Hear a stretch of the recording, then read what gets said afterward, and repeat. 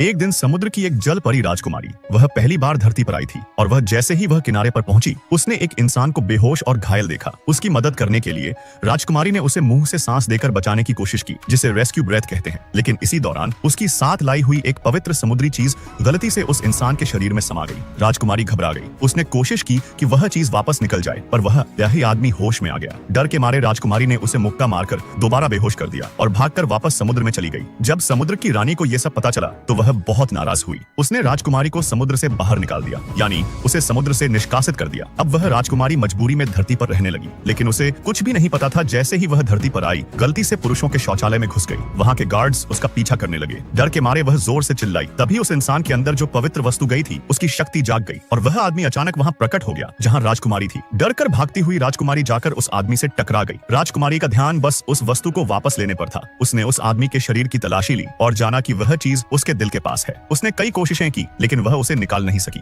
इसका फायदा उठाकर वह आदमी सुरक्षा गार्ड्स को बुला लाया और राजकुमारी को बाहर निकलवा दिया। अब राजकुमारी न समुद्र की रही न धरती की। वह बहुत दुखी और अकेली हो गई। उसी हालत में उसकी मुलाकात एक बूढ़े कछुए से हुई जो असल में एक समझदार और जादुई समुद्री कछुआ था। उसने बताया कि अब वह पवित्र वस्तु उस आदमी के दिल से जुड़ चुकी है और अब वही वस्तु तभी निकलेगी जब वह आदमी सच्चे दिल से राजकुमारी से प्यार करेगा। राजकुमारी को यह बात गलत समझ में आ गई। उसे लगा कि अगर वह बहुत रोएगी तो शायद वह आदमी उसे प्यार करने लगेगा। उसने प्याज और तीखी सरसों खाकर खुद को रुलाने की कोशिश की। अजीब बात यह हुई कि दूर कहीं वह आदमी भी रोने लगा।